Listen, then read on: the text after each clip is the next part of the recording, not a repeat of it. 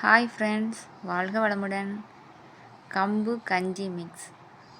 கம்புங்கிற தானியத்தை உணவில் எடுத்துக்கொண்டா நம்ம இரும்பு மாதிரி இருக்கலாங்க.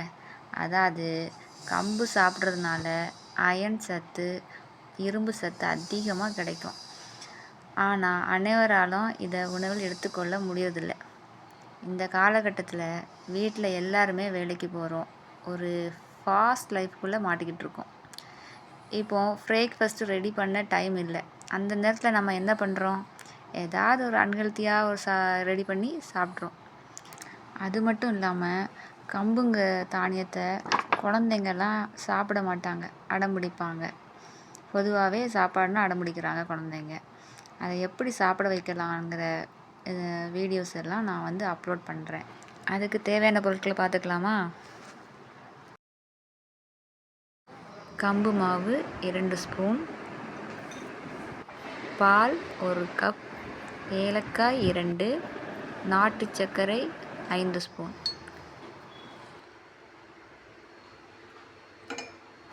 ஒரு பாத்திரத்தில் 2 ஸ்பூன் கம்பு மாவையும் 1 கப்பு தண்ணீரையும் சேர்த்து நல்லா கரைச்சிக்கோங்க.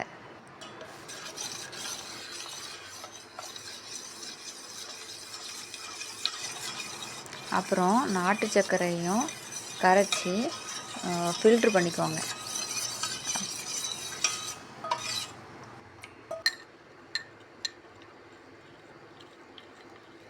ரெண்டு ஏலக்காவை பொடிச்சு வச்சுக்கோங்க. இப்போ கரைச்சி வச்சுருந்த கம்பு மிக்ஸை அடுப்பில் வச்சு நல்லா கிளறணும். ஏன்னா அதை அடி பிடிக்கிறோம், அதனால் கிளறிக்கிட்டே இருக்கணும். அப்புறமா ஃபில்ட்ரு பண்ண நாட்டு சர்க்கரையை சேர்த்துக்கோங்க. மறுபடியும் கிளறுங்க. ஒரு 2 மினிட்ஸ் தான் கிளறணும். நல்லா கிளறி விடுங்க. இப்போ பார்க்கும்போது உங்களுக்கு தெரியும், அந்த இது ரொம்ப திக்காகிருக்கு.